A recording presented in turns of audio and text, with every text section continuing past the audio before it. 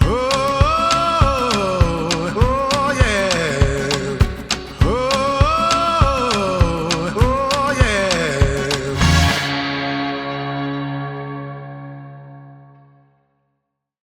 Hey guys, it's Emily, the controversial mom, and man oh man, has it been a wild few weeks. We went from Trump getting inaugurated to immediately into him issuing executive order after executive order, to the left imploding and having total meltdowns, and now we've got Alabama legislative session that kicked off earlier this week. It has been a wild few weeks, and really and truly, we're just getting started. As we've seen, Trump started his presidency issuing executive orders right after he was inaugurated, and here we are 3 weeks later, and he's still signing them every single day. It has just been amazing to watch all of this unfold, and every single day I feel like I tell somebody, we're in the middle of history being made. Like, what a time to be alive. And then the next day, something else amazing happens, and I say the exact same thing all over again. It really is just, it's something I've never experienced before. And part of it because I've not always been involved in politics, but also because politics has never been interesting and entertaining like it is now. So it really is just kind of a once in a lifetime experience. And I have really enjoyed it. I know my friends and I have enjoyed it. Every single day, we're talking about new things going on, really, in the world of Twitter and the implosion of the left. The big thing this week has been the USAID and the massive amount of waste that they have uncovered and have shared with the world. And I, for one, will just be super honest. I did not even know what the USAID was. I still don't fully understand what their purpose was, other than to waste our taxpayer dollars on stupid things like condoms for people in Ghana and sex surgeries for people in Africa, and just ridiculous amounts of waste that's been going on there. So while I've thoroughly enjoyed watching Trump sign all of these amazing executive orders, really and truly watching the left implode has been the most entertaining piece in all of this. I spend way too much time on Twitter, X, whatever you want to call it, commenting on stuff and watching videos. It truly is just my entertainment. I don't even watch TV anymore. I just get on Twitter and see what's going on out there. It really is fun. But like I said, there's a lot of executive orders that Trump has been signing left, right, and sideways. And while I see the headlines of them on Twitter, I kind of got curious and wanted to know exactly what all these executive orders say, and truly, like, what all is he signing into law through executive order. There's a very long list of them. I wish that I had gone through and counted the number of them. I know it's a historical amount for any president to have signed this many this quickly into his term. But I don't know the exact number, which now I'm challenging myself and I'm going to have to go count because I'm very curious. But they're very broad reaching. He's got ones that deal with the invasion of the southern border, to renaming our monuments and just key places of the country back to names of honor. He's dealing with tons of executive orders dealing with cultural issues. He's dealing with ones that take on financial aspects, ones that deal with the 250th anniversary of the country, all sorts of things. I wish that I could remember all of them. I've not read all of them. Obviously, I've read headlines or the title of each one on the White House website. So I know a little bit enough to know that they're very broad reaching. But obviously, as I was going through the list, I got curious on several of them and I kind of read the details on them. And that's really what I wanted to kind of talk about, is just the level of interest that these have brought forward. Because there was a lot of stuff, honestly, like I didn't even think about until I read the executive order and thought, well, okay, that makes a lot more sense. So I have a list because there's lots of details in them that I knew there was no way I could memorize. So I wanted to make notes to highlight just a couple of things on some of them that I found most interesting. The first one I wanted to really talk about was, this was one Trump talked about during his campaign. I remember him talking about it. And of course, as he always says, promises made, promises kept. And this was one that he kept. It was restoring names that honor American greatness. So there was a lot of talk during his campaign talking about Mount McKinley and bringing back the name of Mount McKinley. So that's really the big thing that this executive order did. But I did find it super interesting. Not interesting, just really kind, I guess is a good word. Some of the verbiage that was in the actual executive order that caught my attention, because Trump gets labeled this really harsh guy, but then when you read some of the stuff that he puts out, there's just a level of kindness and caring. And this was one of those executive orders. But it talks about the purpose, more or less, of the executive order is to honor the contributions of visionary and patriotic Americans. So I just thought that was kind of neat. It went through this whole thing about President McKinley and the amazing things that he did and why we need to be honoring him by moving back to the name of Mount McKinley. And it kind of gave some history of how we got away from that name and why we're going back to it. So that was what this executive order did. It just reaffirmed the name Mount McKinley to honor President McKinley, who was our 25th president. And then it also renamed the Gulf of Mexico to be the Gulf of America. And I guess naively, I've heard people talk about that. I've seen like the memes and stuff all over social media that say the Gulf of America, but it never really dawned on me that Trump actually signed an executive order that named it the Gulf of America, and this was it. So I thought that was just pretty cool. The other one he did, and of course, these start getting into the cultural issues, which is where I always just naturally gravitate.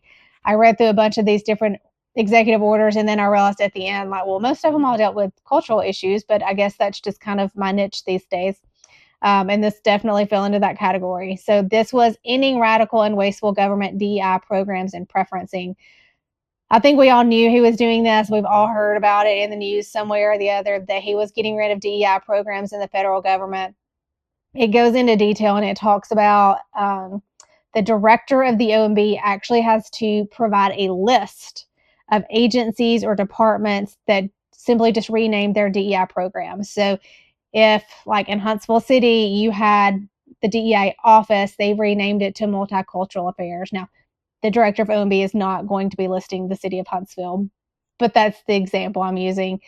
If that had been an agency, then the director of OMB would have to like document that they had an office of DEI. They don't now, but not because they got rid of it. It's just because they renamed it. So they have to come up with a list of all the agencies that simply just renamed their DEI offices, kept the staff, kept the office, kept everything, just changed their name. And then, of course, this applies to federal grantees who receive federal funding to provide these programs. That's where I think this is going to get super interesting because you're going to have a lot of school systems that took federal money. So they're going to be a federal grantee and they've been pushing DEI. Obviously, your colleges and universities are going to fall into that because they had established DEI offices. But where it's going to get a little bit more tricky are these organizations that took federal money. They didn't have a DEI office per se that you could just actually point to and say, this line item funded that. But they had programming that pushed DEI. So I think that's one where locally we're really going to have to kind of watch that, dig into it a little bit, and make sure that they're not continuing to push these programs just under a different name. So that's one that locally there's going to be some work that we have to do. The other one, this was a huge one. If anybody knows who Billboard Chris is, he's been fighting really hard against chemical and surgical mutilation of children. If you don't know who he is, get on Twitter, go find him. He's a Canadian that really he's got $2. He got really upset one day when they came home talking about transgender stuff, and he just started going down this rabbit hole, learning about it.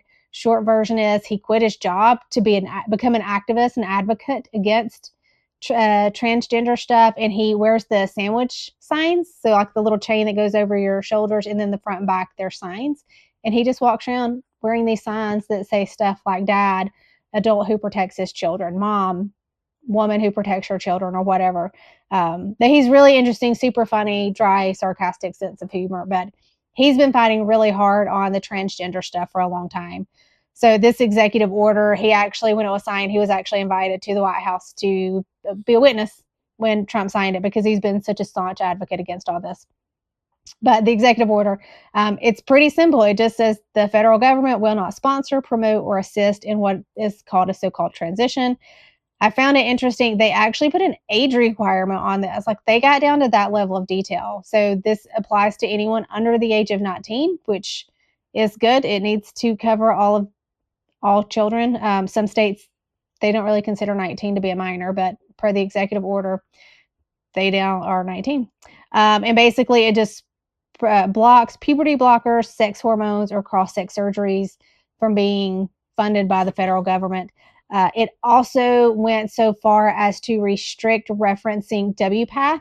So WPATH is the World Professional Association for Transgender Health.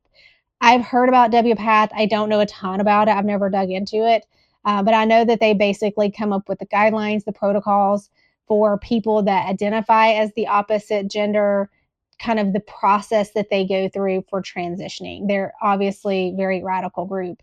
And there's a lot of organizations that have referenced the WPATH guidelines for their local like medical policies and procedures. So per this executive order, any entity that receives federal funding has to rescind any type of reference to the WPATH, which is pretty remarkable that they would have to do that.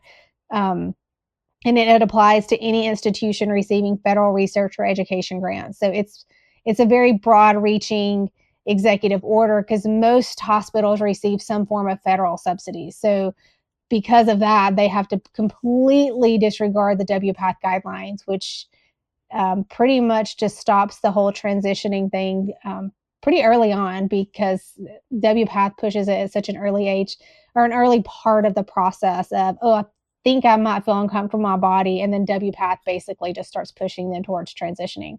So having to completely rescind any reference to that's pretty remarkable. And then this is obviously one of my favorite ones, defending women from gender ideology extremism and restoring biological truth to the federal government. This is what we in Alabama would say, what is a woman? So the federal government's defined it for us. Yay, we've got something to reference. But basically, this is a policy where the U.S. just recognizes two sexes, which are male and female. It reinforces sex-based discrimination. So under the crazy Biden philosophy, there was gender discrimination. So if anybody remembers the craziness that went on about this time last year with U.S. Space and Rocket Center with Space Camp, they were allowing transgender chaperones into the dorms of the opposite sex. So you had a man identifying as a woman was allowed to go into the girls' dormitory bathrooms while they were using the bathroom, changing clothes, all the things, because they couldn't discriminate against this man based on his gender that he identified as a woman. So this executive order restores common sense and says, like you're a man or you're a woman, you can't change over. If you're a man, you can only oversee boys. If you're a woman, you can only oversee girls. There's no back and forth or any of that. So, yay, we're back to the world of common sense and reality. I did find this part kind of interesting, more educational for me than anything. I did not realize that they had updated driver's license, IDs, passports, whatever, to now reflect, well, I guess then reflect your gender versus your sex. I just didn't know that. I just assumed that you still had to put male or female on your driver's license, but apparently not. This executive order reverts us back to normalcy where you can only put male or female, and it's based on what you were born at birth. So our government IDs actually have common sense back in them too. Who knew? And then this was the interesting one for me that I think is going to get a lot of people into a lot of trouble. Federal funds shall not be used to promote gender ideology. So a lot of your schools, well, all of your school systems are receiving federal funding. So they can't push anything that deals with gender ideology. Now, where I think this is going to get really dicey is your libraries. If libraries are receiving federal funding, and most of them do, it may not be a lot, but they're receiving some, they can't push things that, or they can't house things that push gender ideology. Even if it's in the adult section, they can't have it because it pushes gender ideology. So that's going to be a very interesting one that we need to dig into to figure out exactly how that applies. And more importantly, how we report if we find things that are non-compliant with the executive order. So those are the main ones. There's also the one that Trump signed that deals with radical ideologies in public schools. I'm working that on a whole different level. And then there's the one that he signed this week that deals with not allowing men into women's sports. I keep calling it the Title IX executive order. All cultural things, like I say, I just naturally gravitate towards those because of the role I'm in, and it's just kind of my niche. But there's a lot going on out there with these executive orders. But what I keep telling people, and I'm going to say it today, and I'm going to keep saying it to everybody out there, just because we have executive orders, just because we have this addressed at the federal level, does not mean we are done. Far from it. It means we now have the momentum from the executive orders to push for state laws. A lot of this stuff is being filed for legislative session here in Alabama, which started this week. So it should give us momentum going into session to get these bills passed So we have state laws that work closely with these executive orders. Unfortunately, we saw when Biden took over last term that all the executive orders that Trump signed in his first term, Biden just overrode in the first couple of days of his administration. So we know how quickly these executive orders can expire on us, which is why we have to have local legislation to reinforce these values within our state. And right now is the time for us to do that here in Alabama. We're in like day 2 or 3 of legislative session. So we're very early in the process. So we've got time to get this done. But we have to prioritize these bills because if anybody remembers back in the spring of last year when Biden attempted to rewrite Title IX, a bunch of states filed a lawsuit against the federal government for overreaching basically their authority, but also for forcing a regulation that violated state law. And that's why these laws are really important. Not only does it just reinforce the values of the community within the state, it also encourages and reinforces our state, prepares them in the future if we need to file a lawsuit against the federal government again. We had the Attorney General and the Chief Counsel at several of our events here in Huntsville. And the one thing they both said is thankfully, Alabama has good laws on the books that we could use and leverage when we were filing our lawsuit to say we're not going to implement these Title IX changes because it requires us to violate our laws. That's an extremely important and strong stance for a state to be able to take, but it means you got to have the laws on the books. So that means Alabama has to pass a law that defines what is a woman. We have to get gender ideology out of our public schools from pre-K until 12th grade. We've got to get these laws passed because once Trump's term is ending or has ended, we don't know who's coming next. We hope it's a really strong person like J.D. Vance, but it may not be. If for some, God forbid, crazy woman like Kamala Harris were to become president after Trump, she's going to undo everything that he's doing right now. So we've got to have the laws on the books. So while it is fun to watch and be excited about the executive orders and super entertaining to get on Twitter, I totally encourage you to do it. It doesn't mean that our work is done. It means that we have to make sure, one, the executive orders are being implemented, and two, we're passing laws that support those executive orders that are going to last far beyond Trump's term. So it is the beginning of a legislative session in Alabama. Most states are having legislative session in the spring. If you're not in Alabama, find out when your session is. Make sure you're engaging. Make sure you're talking to your state reps and senators to make sure that they know where your values are and what you expect out of them in terms of passing legislation. So get engaged, know what's happening in your state, fight to pass laws that support our values. And at the end of the day, if you have nothing else to do, I highly encourage you to get on Twitter and watch all this fun. I'm telling y'all, it is the highlight of my day. I hope that you will enjoy it as much as I do. Thanks for joining, guys.